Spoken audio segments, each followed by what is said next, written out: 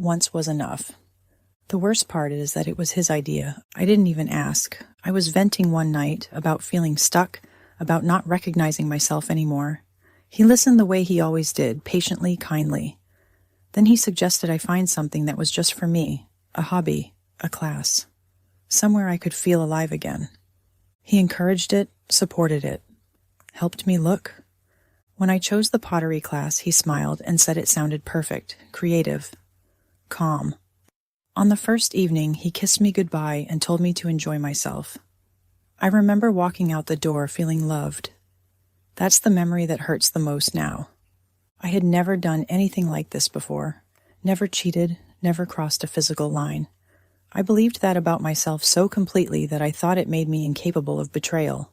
That belief made me careless.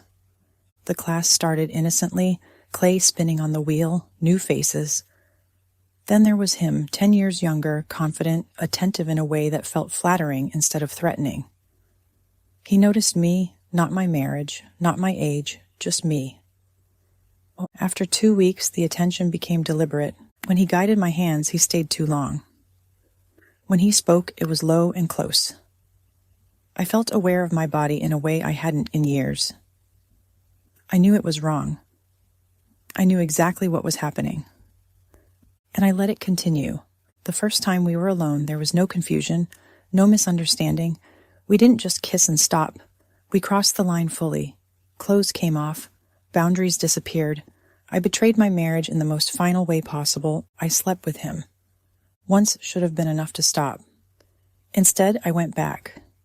For 6 weeks, we had a physical relationship, repeatedly, intentionally. I planned for it. I made excuses. I chose him over my husband every time I walked into that studio, knowing what would happen behind closed doors. I told myself it was only physical, that it meant nothing, but bodies don't lie the way mouths do. I gave him parts of myself that were never meant to be shared. At home, I became someone else. I hid my phone, turned it face down, deleted messages and photos that should never have existed. I was distant, then overly affectionate, trying to balance guilt with normality. My husband trusted me completely. I didn't become careless overnight. I became obvious. It started with the phone. I began placing it face down without thinking. At first, just during dinner, then all the time. If it buzzed, my hand moved too fast, grabbing it, silencing it, checking the screen before anyone else could see. I told myself it was habit, that everyone did it. But I knew why. The messages never stopped. Too many. Too often. My screen lit up constantly, and every time it did, I felt that sharp rush in my chest. Anticipation tangled with fear. I would read his words and feel heat rise up my neck, my face flushing before I could control it. I smiled at my phone. That's what destroys me now. I smiled at words that should never have been written, at attention that came at the cost of my marriage. I caught myself rereading messages, letting them sink in, letting them make me feel wanted while my husband sat just feet away, unaware. Sometimes he'd look at me and ask what I was smiling about. I lied without hesitation. I carried my phone everywhere, bathroom, shower, even around the house. I stopped leaving it on the counter, stopped charging it overnight where it could be seen. I memorized how to delete messages quickly, then learned how to hide them better. My body betrayed me too. I'd come home flushed, not just from exertion, my skin warm, my mood lifted in a way that didn't match the excuse I gave. He noticed the changes even if he didn't understand them. He didn't suspect me at first. That's important to say because it shows how much he trusted me. At the beginning, he just noticed small things. Nothing dramatic. I was late more often. My explanations became rehearsed. I talked about the class too much one week, then barely at all the next. When he asked how it was going, I gave vague answers. He asked simple questions. Who was teaching it?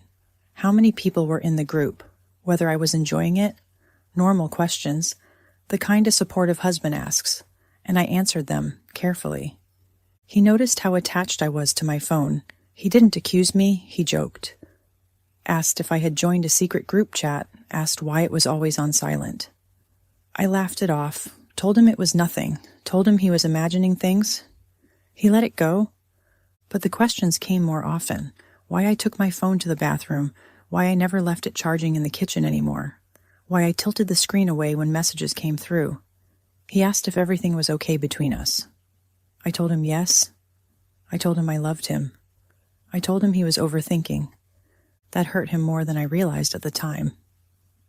One night, he saw the phone, just sitting there near me, buzzing. He didn't wake me. He stared at it, just long enough to know something was wrong. Then came the cruelest irony. He unlocked it, and the code was my birthday, the same silly, simple code I had used for years, the one he had memorized. That made it all too easy. The messages kept coming, too many, too intimate, too undeniable. That moment changed everything. He didn't need to read for long. The truth wasn't subtle, it was undeniable. I had not just been unfaithful, I had been deliberate. Repeated, careless, with something sacred. When I woke, the room felt different, heavy, quiet. He was sitting at the edge of the bed, holding my phone like it was toxic. He didn't shout. He just asked one question. How long? And I knew there was no version of the truth that could save us. The days after felt unreal. We existed in the same house, but not in the same life. The air between us was thick with things unsaid. Every movement felt intrusive. Every silence felt loaded. We slept in separate rooms, passing each other carefully like strangers who shared a tragedy instead of a marriage. The devastation didn't belong to just one of us. I cried openly, constantly. I shook with it. I couldn't eat. I replayed everything, every message, every moment, every chance I had to stop. Regret wasn't dramatic. It was exhausting. It was waking up each morning and realizing the damage was permanent. But his devastation was quieter. He moved slowly, thoughtfully, like someone carrying a weight too heavy to set down. He stared into nothing for long periods. He barely spoke unless necessary. When he did, his voice sounded distant, as if he were already practicing a life without me in it. Then came our parents. Telling them was humiliating in a way I didn't know was possible. My parents didn't yell. They looked at me with disappointment and disbelief that felt worse than anger. My mother couldn't meet my eyes. My father asked how I could do something so reckless knowing what it would cost. His parents were quieter, but colder. I saw disgust there, permanent. I stopped being family to them the moment they understood what I had done to their son. Every interaction afterward was stiff, polite, empty. Then came the waiting. The awful, suspended time where we asked ourselves whether reconciliation was possible. We talked, carefully, awkwardly, like we were negotiating a ceasefire instead of repairing a marriage. I answered every question he asked, no matter how painful. I offered transparency, counseling, anything he wanted. I told him I would spend the rest of my life making it right, but trust doesn't rebuild on promises, it rebuilds on certainty, and that was gone. He told me what haunted him most wasn't the affair itself, it was the secrecy, the ease with which I had lied, the version of me who smiled at her phone while sitting next to him. He said he could never unknow that version of me existed. He tried. I know he did. But every time my phone buzzed, his body tensed. Every time I was late, his mind filled in the worst. He said he didn't want to become someone who monitored, questioned, doubted. He didn't want to live in a marriage where vigilance replaced peace. One night, he sat across from me and said it quietly. I can't do this. He said the trust was gone, not damaged, gone. Without it, love had nowhere to stand. Staying would only turn pain into resentment, and he refused to let that be our ending.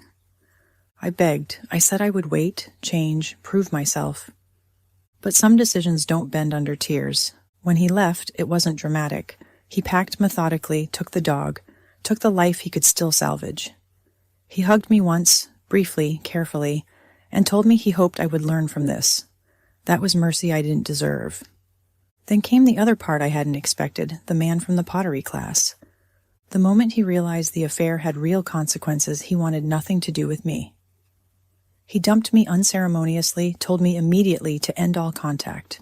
No apologies, no concern, no hesitation, just a clean break. The messages, the secret smiles, the weeks I thought meant something. Gone. All that remained was rejection. Now the house is silent. The shame is permanent. The loss echoes in ordinary moments, the absence of footsteps, the lack of routine, the space where trust used to live. I didn't just lose my husband, I lost the person I was before I chose to betray him. I had never acted like that before, but once was all it took to lose everything. If you enjoyed this story, smash that like button, hit the subscribe button, and get ready for the next one.